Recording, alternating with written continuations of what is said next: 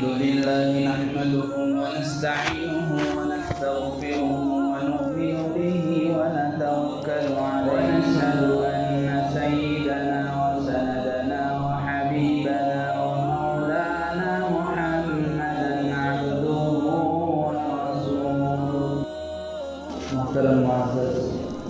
بزرگوں دوستوں نوجوان بھائیوں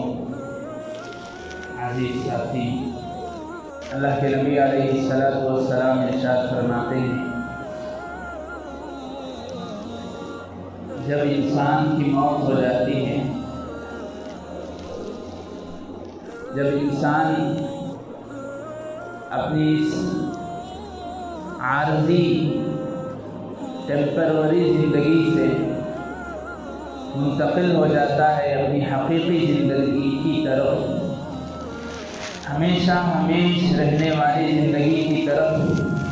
جب اسے بلاوا آ جاتا ہے تو جیسے ہی اس جہاں سے وہ چلے جاتا ہے، اس جہاں کی ساری چیزیں اس سے منقطع ہو جاتی ہیں۔ اسی لیے فرمایا زندگی کے ہے دو جہاں، ایک یہ جہاں ایک وہ جہاں، سانس چلی تو یہ جہاں، سانس رکی تو وہ جہاں۔ تو اس جہاں سے منتقل ہو کر اس دار فانی کو چھوڑ کر جب اس دائمی زندگی کی طرف چلا جاتا ہے تو اس جہاں میں جو کچھ اس کے اعمال تھے، جو کچھ اس کا حساب تھا، جو کچھ اس کے آثار تھے، اس کے جو کچھ کام تھے، سب کچھ اس سے منقطع ہو جاتے ہیں۔ یعنی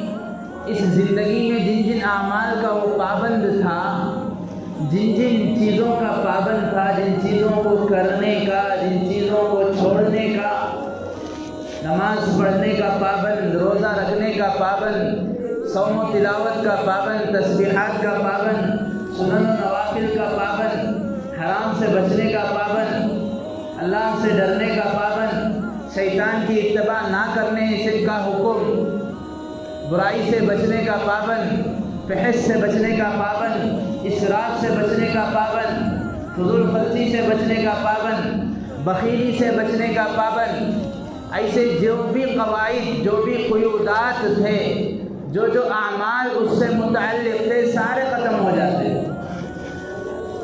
اب وہ چاہ کر اسے خواہش بھی ہوگی کہ میں قبر میں چلے جانے کے بعد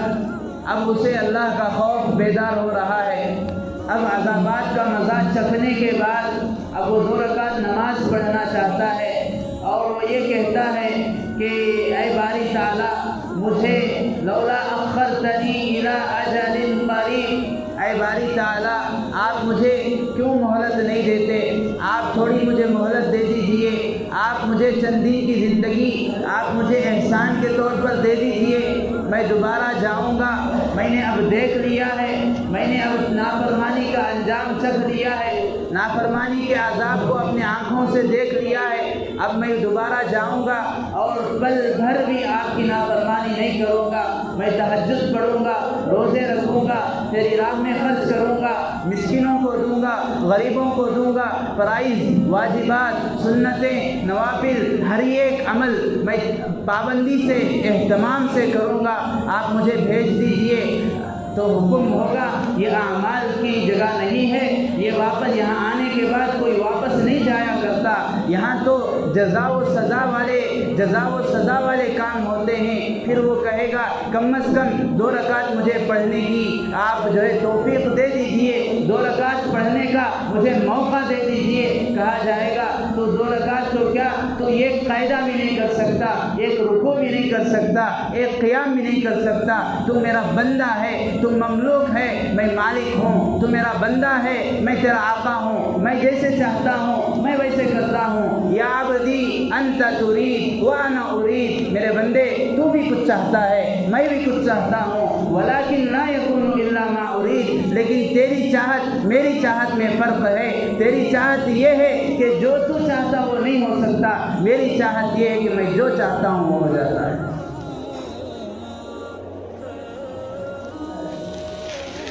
بزرگان محترم، اسی لیے ایک بزرگ کے پاس ایک شخص حاضر ہوا اور کہنے لگا کہ مجھے نصیحت کر دیجیے۔ بزرگ کہنے لگے غور سے سننا۔ بزرگ نے کہا کبھی خدا نہ بننا اور کبھی رسول بھی نہ بننا۔ حاضرین اور وہ شخص جس نے نصیحت کی درخواست کی تھی سب کو تعجب ہو گیا، ارے میں تھوڑی غیر ہوں، میں تھوڑی نان مسلم ہوں کہ میں الوہیت کا دعویٰ کروں گا، میں تو موحد ہوں، میں تو اللہ کی وحدانیت کو جانتا ہوں، یہ خدا کو مانتا ہوں، یہ خدا کے سامنے سجدہ کرتا ہوں، مجھے معلوم ہے توحید کیا ہے، اللہ کی وحدانیت کیا ہے، ربوبیت کیا ہے، اور رسولوں کی رسالت یہ تو کوئی بندوں کی طرف سے یہ سلیکشن نہیں ہے، یہ تو اللہ کی طرف سے انتخاب ہوتا ہے، اللہ تعالیٰ جسے چاہتے ہیں رسول بناتے ہیں۔ یہ کیسی نصیحت ہوئی کہ آپ کہہ رہے ہیں کہ کبھی خدا نہ بننا کبھی رسول نہ بننا؟ اس نے پوچھا آپ اس سے کیا چاہتے ہیں، آپ کی مراد کیا ہے؟ بزرگ نے کہا خدا نہ بننا اس سے مطلب یہ ہے کہ کبھی تو یہ مت سوچنا میں نے کچھ چاہا تھا وہ نہیں ہوا، میں نے کچھ سوچا تھا وہ نہیں ہوا، میں نے کسی کام کے متعلق کچھ سوچا تھا کہ ایسا ہوگا لیکن نہ ہوا، نہ ہونے کی وجہ سے تو کبھی ٹینشن مت لینا،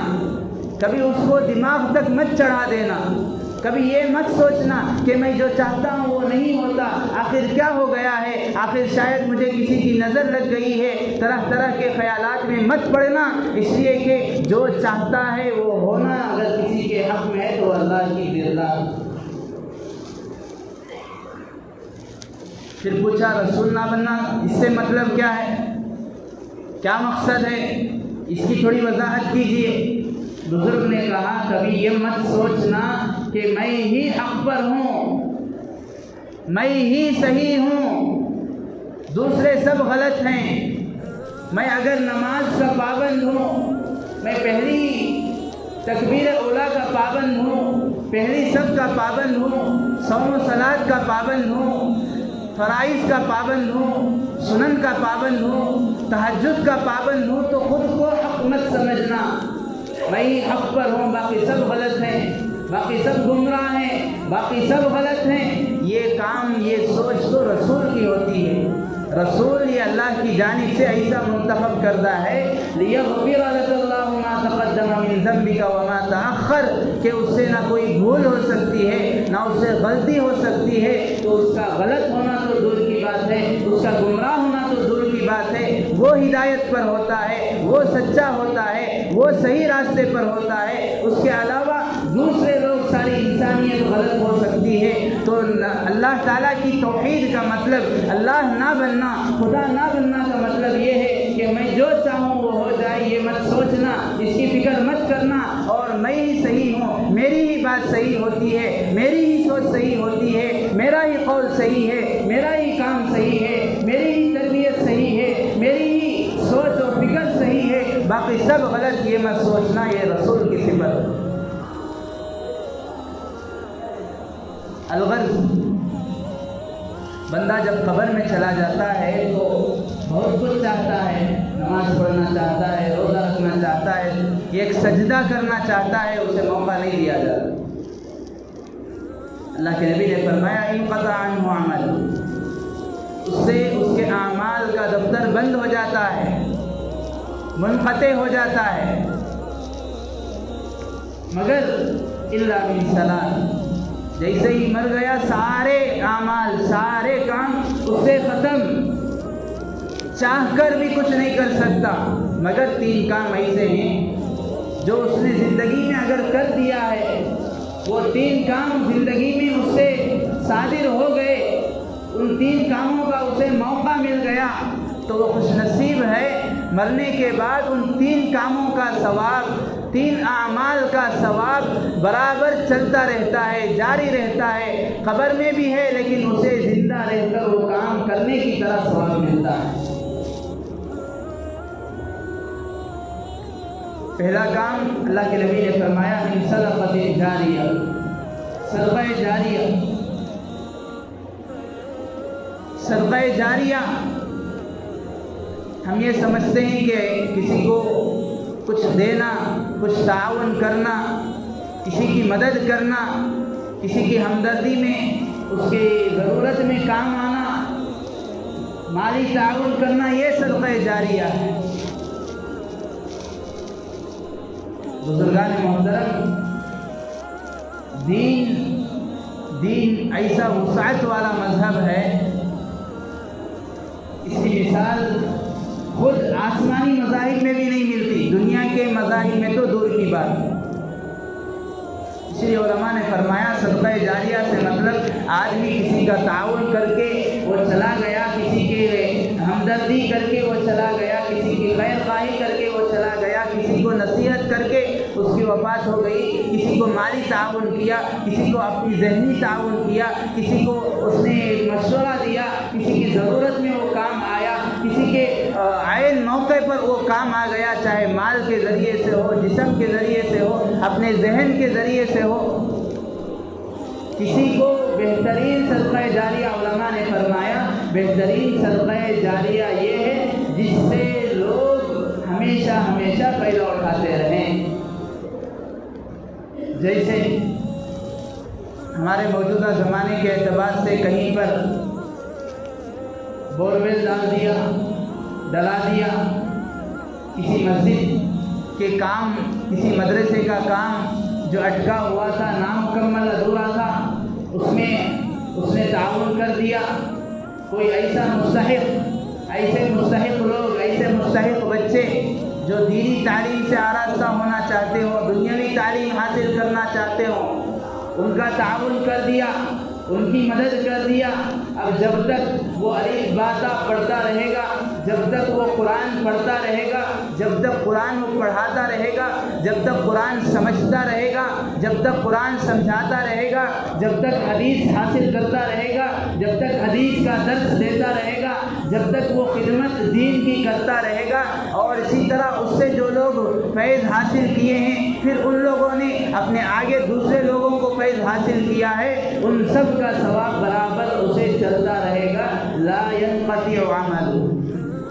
اس کا یہ عمل جو اس نے کیا تھا کبھی ختم نہیں ہوگا۔ اسی لیے قرآن نے کہا صدقہ یہ نہیں ہے صرف کہ تم کسی کی خیرات کر دو، قول معروف ومغفرۃ خیر من صدقہ، اچھی بات کرنا، نرمی سے بات کرنا، کسی کو معاف کرنا، کسی کی غلطیوں پر معافی کا قلم پھیرنا، چھوٹوں پر شفقت کرنا، بچوں پر شفقت کرنا، کسی سے بھول ہو گئی وہ معافی مانگ رہا ہے، اگرچہ کہ میرے پاس عہدہ ہے، اگرچہ کہ میں طاقتور ہوں، اگرچہ کہ میں اس سے بدلہ لے سکتا ہوں، اگرچہ کہ میں اسے انتقام لے سکتا ہوں، اگرچہ کہ میں اسے مار پیٹ کر سکتا ہوں، اس وقت معاف کر دینا یہ کمال ہے۔ پہلی چیز صدقہ جاریہ، اس کا ثواب مستقل پہنچتا رہتا ہے۔ دوسری چیز او علم ينتفع به، ایسا علم جس سے لوگ فائدہ اٹھاتے رہیں۔ کسی کو اس نے نورانی فائدہ پڑھا دیا، کسی کو اس نے دنیاوی تعلیم پڑھا دی، وہ دنیاوی تعلیم کے ذریعے سے رفاہی کام کر رہا ہے، قوم و ملت کی رہبری کا کام کر رہا ہے، ایسے کام کر رہا ہے جس سے قوم و ملت کو فائدہ ہو رہا ہے، تو یہ بھی علم ينتفع به میں شامل ہے۔ یعنی اس نے جو یہ کام کیا، کسی کو پڑھا دیا، کسی کو کچھ سکھا دیا، چاہے دینی تعلیم ہو، دنیاوی تعلیم ہو، یہ چیز اسے قبر میں فائدہ مند ثابت ہوگی۔ اور تیسری جو اہم چیز ہے او ولد صالح يدعو له، اپنی نیک اولاد جو اس کے لیے اس کے حق میں دعا کرتے رہیں، ایثار ثواب کرتے رہیں۔ بزرگان محترم، بڑی معذرت کے ساتھ بڑے سخت جملے کہنا پڑتا ہے کہ آج اگر کوئی آدمی اس کا انتقال ہوتا ہے تو یہ یقین کے ساتھ اسے تسلی نہیں ہوتی، اسے یہ یقین نہیں رہتا موجودہ دور، موجودہ ماحول اور حالات کے اعتبار سے کہ اس کے بعد اس کی اولاد اس کے حق میں دعا کرے۔ کیوں؟ اس لیے کہ جیتے جی اس نے اپنی اولاد کے لیے کچھ نہیں کیا، اگرچہ کہ اس نے اپنی اولاد کو ڈاکٹر بنایا، انجینئر بنایا، لائر بنایا، دنیا کی اعلیٰ سے اعلیٰ ترین، اعلیٰ سے اعلیٰ تعلیم اس نے اسے دلائی، اعلیٰ سے اعلیٰ نوکری اسے دلانے کے لیے وہ کوشاں رہا، دن رات محنت کرتا رہا، ذہنی محنت بھی کیا، جسمانی محنت بھی کیا، فکری محنت بھی کیا، نہ دن دیکھا نہ رات دیکھا، دھوپ میں، ٹھنڈ میں، سردی میں، بخار میں، صحت میں، ہر حالت میں اپنی اولاد کی فکر کی، لیکن اگر فکر نہ کی تو اس کی تعلیم و تربیت کی فکر نہ کی، جس کی وجہ سے اس کے مرنے کے بعد اگرچہ کہ وہ صوم و صلاۃ کا پابند ہے، اگرچہ کہ وہ نمازی تھا، اگرچہ کہ وہ حاجی تھا، اگرچہ کہ وہ روزے دار تھا، اگرچہ کہ وہ تہجد کا پابند تھا، لیکن مرنے کے بعد اس کے قبر میں وہ عذاب قبر سے محفوظ رہنا مشکل ہے، اللہ یہ کہ اللہ تعالیٰ اسے بچائے۔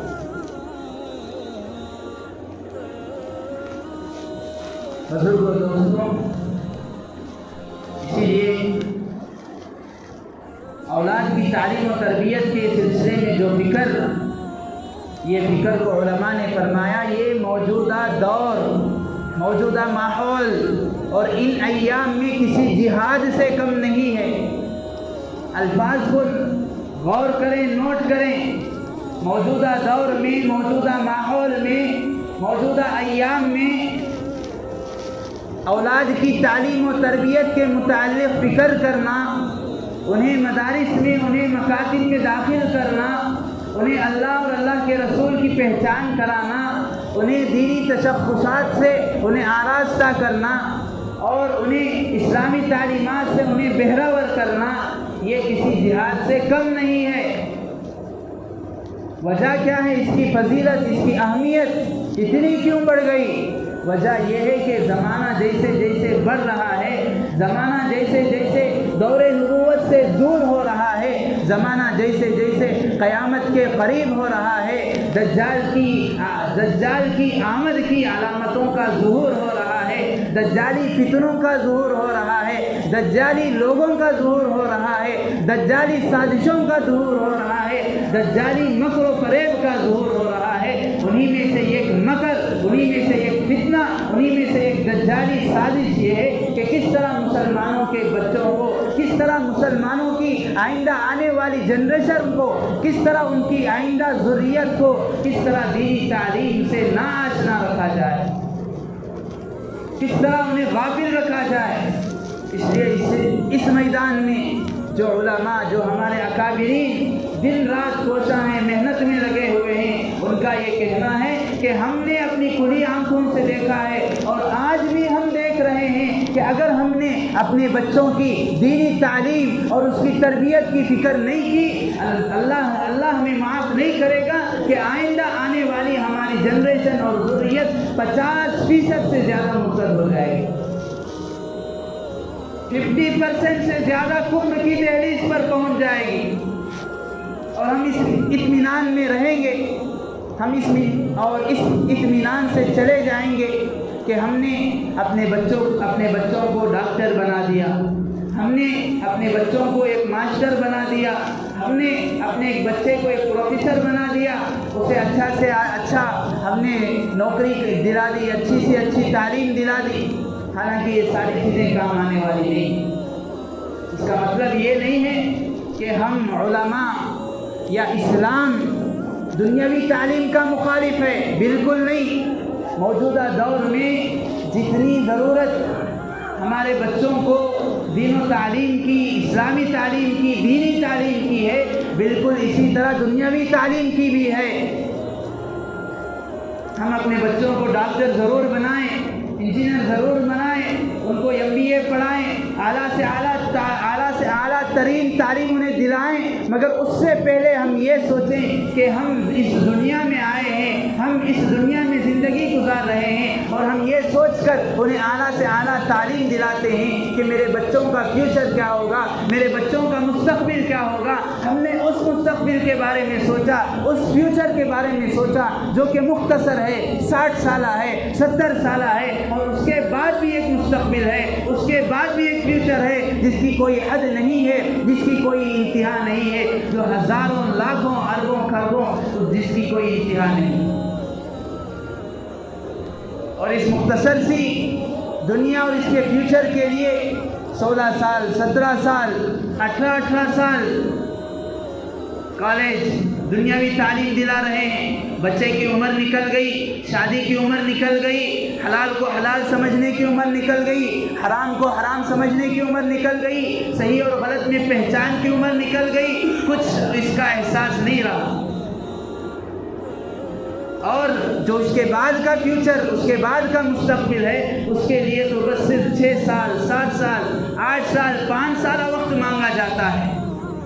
اپنے بچوں کو مکاتب بھیجیں، کہ اپنے بچوں کو مدارس بھیجیں، انہیں دینی تعلیم سکھائی جائے گی، انہیں قرآن کی تعلیم سکھائی جائے گی۔ اسی سلسلے میں یہ فکریں مکاتب میں ہوتی ہیں کہ ہم اپنی دنیاوی تعلیم کو باقی رکھیں، ہمارا ایجوکیشن جو دنیاوی اعتبار سے ہے وہ باقی رہے، لیکن ہم مسلمان ہیں، ہمارا مذہب اسلام ہے، ہمارا دھرم اسلام ہے، ہمیں اپنی توحید کو، اپنی آئیڈیالوجی کو اور اپنی پہچان کو، اپنی شناخت کو کسی بھی حال میں نہیں کھونا ہے۔ اس لیے کہ آج کی جو نئی تعلیم ہے، آج کی نئی تعلیمی پالیسیاں ہیں، نیو ایجوکیشن پالیسی ہے، اس کے حساب سے بچہ بہترین سے بہترین ڈاکٹر بن سکتا ہے، بچہ بہترین سے بہترین ایجوکیشن حاصل کر سکتا ہے، لیکن یہ اس وقت ہوگا کہ وہ اپنی توحید کو اپنے پیروں تلے روندنا پڑے گا۔ یہ اس وقت ممکن ہوگا کہ وہ اس کی رسالت باقی نہیں رہے گی۔ رسولوں پر عقیدہ، آخرت پر عقیدہ، قیامت پر عقیدہ، اللہ کی توحید کا عقیدہ اس کا باقی رہنا ناممکن۔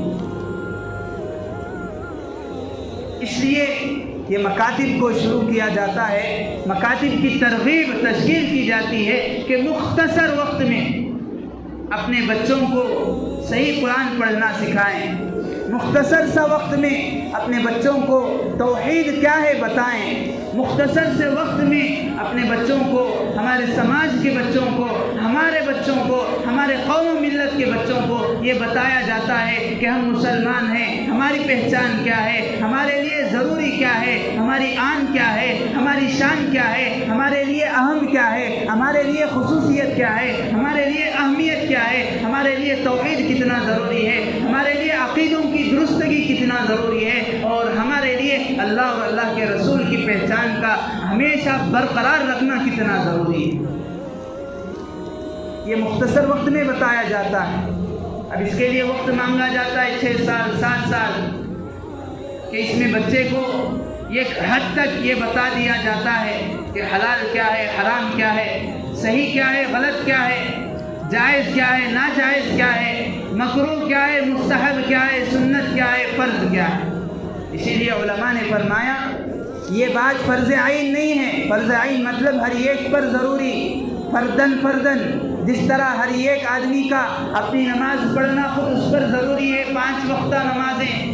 اس طرح ضروری نہیں کہ ہم اپنے بچے کو عالم بنائیں، اس طرح ضروری نہیں کہ ہم اپنے بچے کو ہر ایک حافظ بنائیں، اس طرح ضروری نہیں کہ ہم میں سے ہر ایک اپنے بچے کو مفتی بنائیں، لیکن یہ ضروری ہے کہ ہم میں سے ہر ایک اپنے بچے کو مسلمان بنائیں۔ یہ فرض عین ہے۔ مفتی بنانا، عالم بنانا، حافظ بنانا، قاری بنانا، محدث بنانا، مفسر بنانا، یہ تو فرض کفایہ ہے۔ ایک علاقے سے، ایک قوم سے، ایک خاندان سے، ایک گلی سے، ایک محلے سے چند لوگ اس کے لیے آگے بڑھ گئے، وَلْتَكُن مِّنكُمْ أُمَّةٌ يَدْعُونَ إِلَى الْخَيْرِ وَيَأْمُرُونَ بِالْمَعْرُوفِ۔ یہ فرض کفایہ اللہ تعالیٰ ساروں پر سے ہٹا دیتے ہیں۔ اسی لیے مفکر اسلام حضرت علی میاں ندوی رحمۃ اللہ علیہ، جنہیں دنیا مفکر اسلام کہتی ہے، بہت بڑے عالم، بہت بڑے مورخ، ہسٹری کے ماہر، حدیث کے ماہر، تفسیر کے ماہر، اللہ تعالیٰ نے وہ ملکہ دیا تھا کہ سیاست میں بھی ماہر تھے۔ وہ ایک جگہ لکھتے ہیں، میں بالکل صاف طور پر کہتا ہوں اپنے بچوں کو عید کے لیے نئے کپڑے بنانے سے 1000 بار زیادہ، اور اپنے بچوں کی بیماریوں میں ان کا اچھا سے اچھا علاج کرنے سے لاکھوں بار زیادہ، اور اپنے بچوں کو اچھی نوکری دلانے سے اربوں خربوں زیادہ اس بات کی فکر کرنا ضروری ہے کہ ہمارے بچے کس طرح مسلمان باقی رہیں۔ ایک اور جگہ بہت بڑے عالم حضرت مولانا محمد منظور نعمانی صاحب رحمۃ اللہ علیہ، جو اس وقت ایک مشہور عالم حضرت مولانا خلیل الرحمن سجاد نعمانی دامت برکاتہم کے والد صاحب ہیں، وہ ایک جگہ لکھتے ہیں کہ 2 باتوں کے لیے تیار رہو تم ہمیشہ 2 باتوں کے لیے تیار رہنا، یا تو اپنے بچوں کے مرتد اور کافر ہونے پر تیار رہو، یا نہیں تو اس کام کے لیے اپنے بچوں کی دینی تعلیم کے لیے جو بھی تمہیں قربانی دینی پڑے اس سے کبھی بھی پیچھے مت ہٹنا۔ بزرگان محترم، اسی لیے میں نے کہا کہ ہمارے اکابرین محققین کا کہنا ہے کہ اگر آج ہم نے اپنے بچوں کی دینی تعلیم و تربیت کی فکر نہیں کی تو 50% سے زائد، مطلب ہمارے اکثریت، ہمارے اس ملک میں، ہمارے اس دیش میں مسلمانوں کی آبادی تقریباً کتنی ہے؟ لگ بھگ 25 کروڑ، ان میں سے بچیوں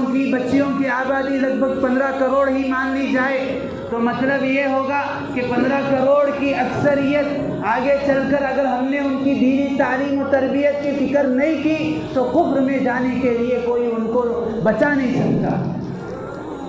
وجہ کیا ہے؟ اللہ تعالیٰ ہمیں وہ دن نہ دکھائے، اللہ تعالیٰ وہ دور نہ دکھائے، امت پر، قوم و ملت پر وہ احوال نہ آئیں، لیکن حالات، ماحول، سازشیں، ان لوگوں کی کوششیں، ان لوگوں کا مکر و فریب یہ جاری ہے، ان لوگوں نے جال بچھا دیا ہے۔ اسی لیے علماء نے فرمایا کہ اس ملک میں اگر ہمیں اپنے ایمان کو بچانا ہے، اگر ہمیں اپنے بچوں کے ایمان کو بچانا ہے، ان کو مرتد ہونے سے بچانا ہے تو ہمیں 4 کام کرنے پڑیں گے۔ پہلا کام یہ کہ ہم اپنے لڑکوں کا اسلامی اسکول، اپنے لڑکوں کو ایسے اسکول میں داخل کریں جو اسلامی اعمال پر، اسلامیات پر مبنی ہوں، یعنی ایسا اسکول نہ ہو جو جمہوری ہو۔ اسلامی اسکول میں مستقل لڑکوں کی، لڑکیوں کی الگ تعلیم دی جاتی ہو، مستقل انہیں عقائد بتائے جاتے ہوں۔ اسی طرح دوسرا کام، لڑکیوں کا مستقل الگ اسلامی اسکول، ان کا داخلہ ایسے اسکول میں کیا جائے جہاں انہیں اسکول میں جاتے وقت انہیں پردہ، انہیں برقع اتارنے کی نوبت نہ آئے، انہیں کلاس میں بیٹھتے وقت اپنے چہرے سے نقاب اٹھانے کی ضرورت نہ پڑے۔ گھر سے تو نکل رہی ہیں برقع پہن کر اور اسکول میں آنا الاؤ نہیں ہے، اسکول میں آنا منع ہے، بغیر اسکول میں آنا منع ہے پردے کے ساتھ، اس لیے اسکول میں جاتے وقت انہیں چاہتے نہ چاہتے ہوئے برقعے کو، اپنے پردے کو اتارنا پڑتا ہے۔ ایسے اسکولوں کی تعلیم نہیں، مستقل اسلامی اسکول جہاں پر بچیوں کو ان کے اسلام پر کوئی آنچ بھی نہ آئے۔ تیسرا کام، ہمیں اپنی مساجد کی حفاظت کرنی ہے۔ اعمال سے بھی بارہا یہ کہا جاتا ہے مساجد کی حفاظت، مساجد کی آبادی اعمال سے بھی ہوتی ہے، تعاون سے بھی ہوتی ہے، دونوں طرح سے مساجد کی حفاظت۔ اور چوتھا کام، ہمیں آج کے وقت موجودہ ایام میں جو دن چل رہے ہیں ان دنوں میں جگہ جگہ مکاتب کا قیام کرنا ہے، اور جہاں مکتب ہیں وہاں پر اپنے بچوں کو دینی تعلیم حاصل کرنے کے لیے بھیجنا ہے۔ یہ 4 کام ہوں گے تو علماء محققین نے فرمایا، جیسا کہ دارالعلوم دیوبند کے محدث شیخ الحدیث حضرت مفتی سعید احمد صاحب پالن پوری رحمۃ اللہ علیہ، جنہیں مجدد وقت کہا جاتا تھا، اس زمانے کے مجدد تھے، حضرت نے لکھا ہے کہ جب تک یہ 4 کام نہ ہوں گے ہمیں اپنے ملک میں رہتے ہوئے ہمارا خود کا ایمان اور اپنے جنریشن، اپنی نسل اور اولاد کا ایمان اور عقائد کو بچانا مشکل ہے۔ اس لیے کہ یہ مکاتب، یہ مدارس کفرستان میں، یعنی ایسی جگہ، ایسی زمین جہاں پر اکثریت کفر اور کافروں کی ہو، وہاں رہ کر بھی ہمارے ایمان اور عقائد کو حفاظت فراہم کرنے والی جگہیں اور یہ چیزیں مدارس اور یہ مکاتب ہیں۔ بزرگان محترم، اسی لیے ایک مرتبہ حضرت عروہ ابن زبیر رضی اللہ عنہ ایک مکتب کے پاس سے گزرے، ایک ایسی جگہ سے جہاں پر بچوں کی تعلیم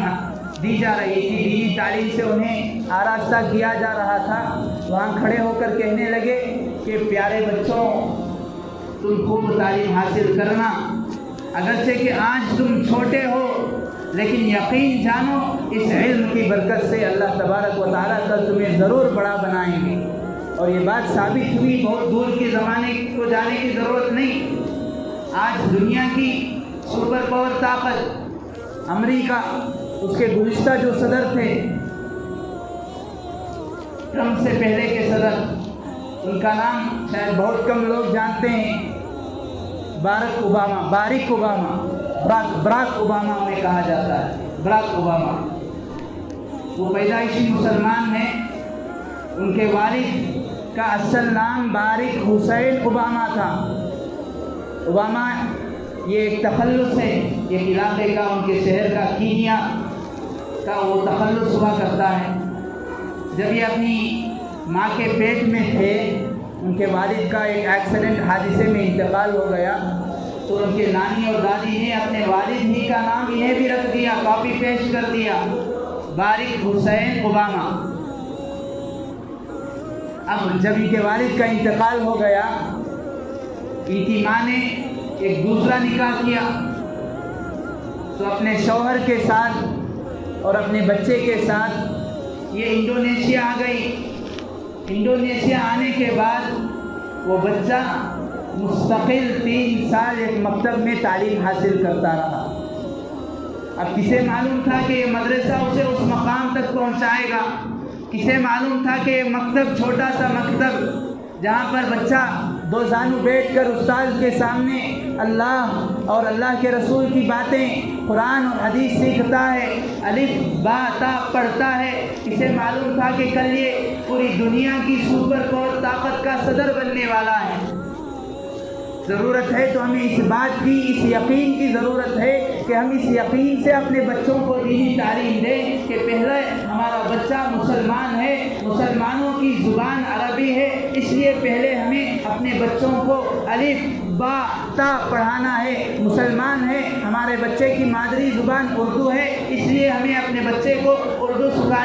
سکھانی ہے، الف بے تے تے پھر۔ چونکہ ہمارا بچہ انسان ہے، دنیا میں زندگی گزار رہا ہے، اس کی ضروریات ہیں، کبھی اس کی ضروریت علاقے کے حد تک رہتی ہیں، کبھی اس کی ضروریت ملک کے حد تک رہتی ہیں، کبھی وہ ضرورت کی وجہ سے ملک سے باہر جانا پڑتا ہے اور اپنی ضرورت، اور آج کی جو انٹرنیشنل لینگویج اور زبانیں انگریزی زبانیں، اس لیے ہم اس کو تیسرے نمبر پر ABCD سکھائیں گے، لیکن ترتیب ہم نے الٹی کر دی۔ بچہ جیسے ہی چلنا شروع ہوتا ہے، بچہ جیسے ہی کچھ بولنا شروع ہوتا ہے، ہم اسے لے گئے دنیاوی تعلیم کی طرف، ہم نے اسے اس کا رخ کر دیا۔ اب بچے کو نہ دینی تعلیم کی طرف توجہ ہوتی ہے، اب بچے کو نہ دینی تعلیم سیکھنے کا شوق ہوتا ہے۔ زیادہ سے زیادہ یہ کیا جاتا ہے کہ بچہ اگر دنیاوی تعلیم صحیح ڈھنگ سے حاصل نہیں کر رہا ہے، نمبرات اس کے صحیح نہیں آ رہے ہیں، وہ اسکول میں بار بار ناکام ہوتا ہے، فیل ہوتا ہے،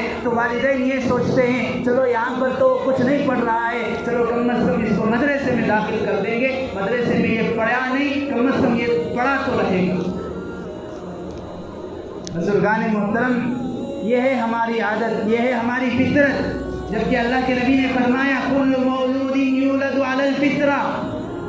ہم بات کرتے ہیں فطرت کی، ہم بات کرتے ہیں تربیت کی، اس تربیت، اس فطرت کی جس کو رسول اللہ نے فرمایا ہر بچہ اسلامی تشخص کے ساتھ پیدا ہوتا ہے یہ بات الگ ہے کہ بعد میں اس کا خاندان، اس کے والدین یا تو اس کو عیسائی بنا دیتے ہیں، یا تو اس کا خاندان، اس کے والدین اس کو یہودی بنا دیتے ہیں، اس کا خاندان، اس کا معاشرہ یا تو مشرک بنا دیتے ہیں۔ تو ہر بچہ فطرت پر پیدا ہوتا ہے۔ فطرت کی تعلیم، اسلام کی تعلیم یہ پہلے نمبر پر ہے۔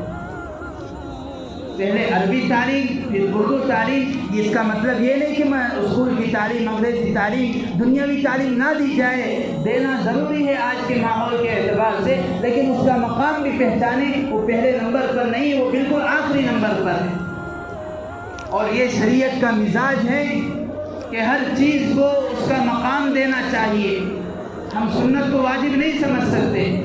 ہم واجب کو فرض نہیں سمجھ سکتے، ہم نفل کو فرض کا درجہ نہیں دے سکتے۔ بالکل اسی طرح دنیاوی تعلیم تیسرے نمبر پر ہے، اسے وہی درجہ دیں، پہلے نمبر پر اپنے بچوں کو تعلیم دلائیں۔ یہی بچے ہمارے لیے او ولد صالح یدعو له کا مصداق بنیں گے کہ اگر ہم مر بھی جائیں، اگر ہمارا انتقال ہو جائے تو یہی بچہ اس قابل بنتا ہے کہ وہ ہمارے لیے نماز جنازہ پڑھا سکتا ہے، یہی بچہ اس قابل بنتا ہے کہ وہ ہمارے لیے دعا کرا سکتا ہے، دعا خود کر سکتا ہے، ورنہ کسی حافظ صاحب کو، ورنہ کسی عالم صاحب کو، ورنہ کسی مولوی صاحب کو تلاش کرتا پھرے گا۔ حضرت کہاں ہے، تھوڑا ہمارے والد کے لیے دعا کر دیجئے، اسے اپنے والدین کے لیے دو دعائی الفاظ کہنا تک نہیں آتا۔ پھر ایسی تعلیم کی، ایسی اعلیٰ سے اعلیٰ تعلیم کی کیا ضرورت، کیا فائدہ ہے؟ اس لیے علماء نے فرمایا آج کا جو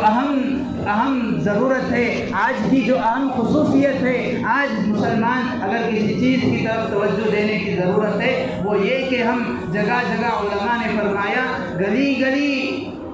محلے محلے میں مکاتب اس وقت قائم کرنا ضروری ہے، اس لیے کہ اس سے پہلے بھی یہ مضمون یا عنوان آ چکا ہے۔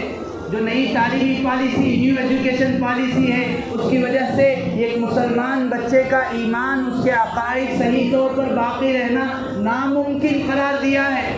محققین نے۔ اس لیے ہم ان سے لڑ تو نہیں سکتے، مخالفت بھی نہیں کر سکتے۔ مخالفت کریں گے تو کوئی کچھ الزام لگائے گا، کوئی کچھ کہے گا۔ اس لیے آج واحد حل یہی ہے، آخری راستہ یہی ہے، صرف اور صرف ایک ہی راستہ ہے کہ ہم دنیاوی تعلیم کے ساتھ ساتھ اس کا توڑ کے طور پر اپنے بچوں کو مسلمان باقی رکھنا ہے تو انہیں مکاتب کی تعلیم سے، مکاتب میں بھیج کر دینی تعلیم سے انہیں بہرور کرنا پڑے گا، انہیں آراستہ کرنا پڑے گا، تب کہیں جا کر ہماری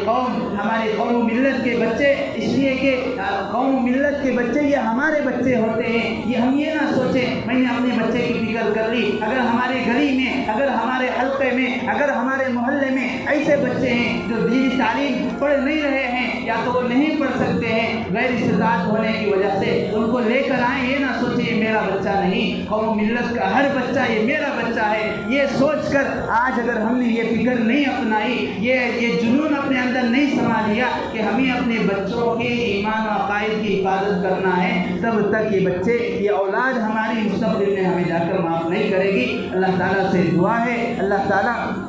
ہمارے اولاد کی، ہمارے نسلوں کی، ہمارے آگے آنے والے نسلوں کی ایمان و عقائد کی حفاظت فرمائے، ہر طرح کے داخلی اور خارجی فطروں سے حفاظت فرمائے۔ آمین۔ وآخر دعوانا الحمدللہ رب العالمین۔